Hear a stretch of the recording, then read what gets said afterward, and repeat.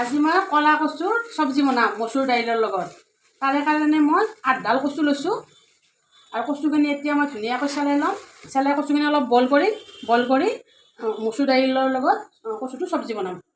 কলা কচুটোৰ বহুত চেক লাগে, সেইকাৰণে মই হাতত থোহা বান্ধি লৈছোঁ আৰু এতিয়া মই এনেকৈ ধুনীয়াকৈ চেলাম।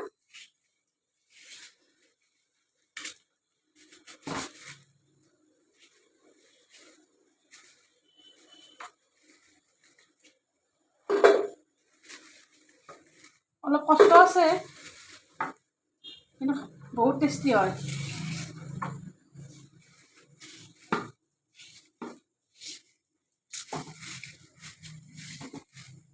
কচুখিনি মোৰ চেলা হৈ গ'ল। এতিয়া মই কচুখিনি ইয়াতে বইল হ'বলৈ দিম।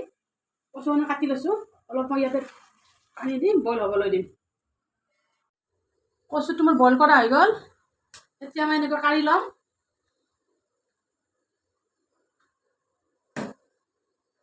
আৰু তলৰ লেতেৰা পানীটো পেলাই দিম।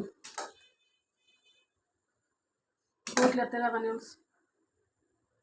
আজি মই কচুৰ চব্জি বনাবলৈ কচুখিনি বইল কৰি লৈছোঁ, নহৰু এটা কাটি লৈছোঁ, আদা 1 টুকুৰা কাটি লৈছোঁ, জলকীয়া 3টা কাটি লৈছোঁ, পিঁয়াজ এটা কাটি লৈছোঁ আৰু এইখিনি মচুৰ দালি ধুই লৈছোঁ। কেৰাহীটো বহাই দিছোঁ, ইয়াত মই তেল দিছোঁ। এতিয়া ইয়াত অলপমান মই পাঁচফোৰণ দিওঁ।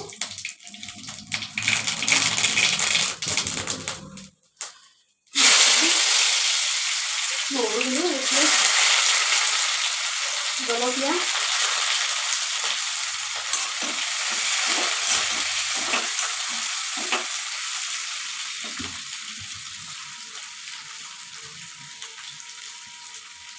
আদাখিনি দি দিলোঁ।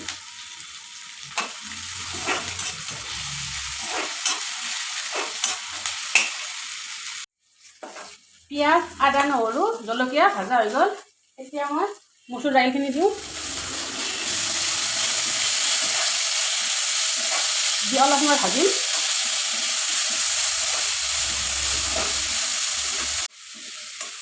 দালিখিনি ভাজা হৈ গ'ল।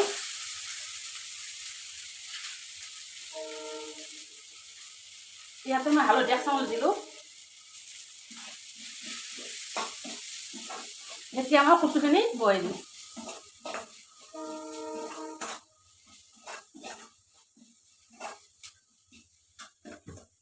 কচুখিনি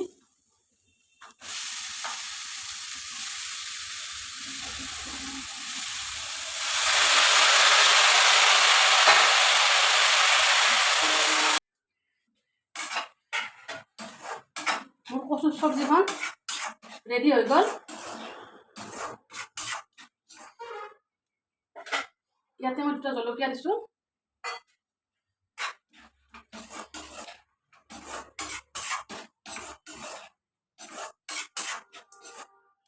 ৰেডি হৈ গ'ল।